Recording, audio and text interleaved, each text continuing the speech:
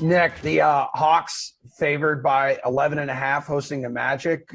Opened, I believe, at 13. Is that Right. too high or too low? 11.5.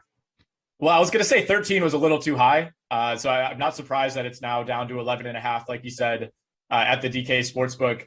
I think the Hawks can cover it. I mean, there's a pretty big mismatch in the front court here, especially. Wendell Carter's looked okay for Orlando, but Clint Capella has been fantastic for Atlanta all season, especially on the glass and as an efficient finisher. So I think there's a mismatch there. I know we talked a little bit about liking Cole Anthony's individual matchup against Trae Young. I like that from a DFS perspective. I don't know if I like it from a winning NBA basketball games perspective. And we also have to keep in mind the motivations for these two teams. I mean, Atlanta has a ton to play for. They're playing for playoff positioning, playoff seeding, which can swing dramatically in that kind of middle of the Eastern Conference night to night. So every game's really important to them.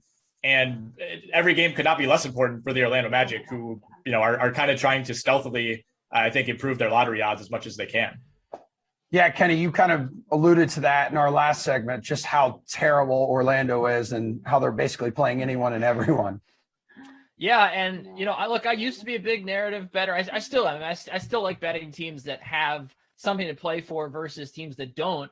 But to me, look at what's happened with the Dallas Mavericks. I mean, how many of these games for the Mavericks? They need to win these games. Luka Doncic came out and said he doesn't want to play in the play-in tournament, and they've lost some really, winnable games they should be winning.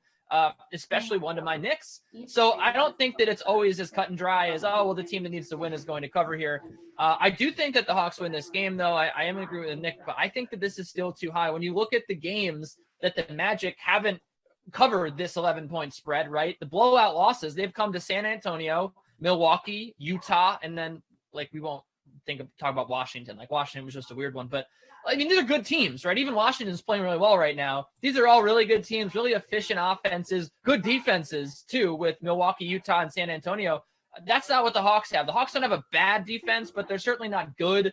The Magic haven't been good on either side of the ball, but I think that they have shown a little promise lately. They have some guys that can score the basketball. And to me, I think that they hang in this game for a little bit. They've shown they've looked like they actually do care in the late stages of this season, even though they're not playing for anything. Because you have plenty of guys here, even a guy like Gary Harris, just playing for more minutes in the future, playing for another contract. So I think that the Hawks don't cover here.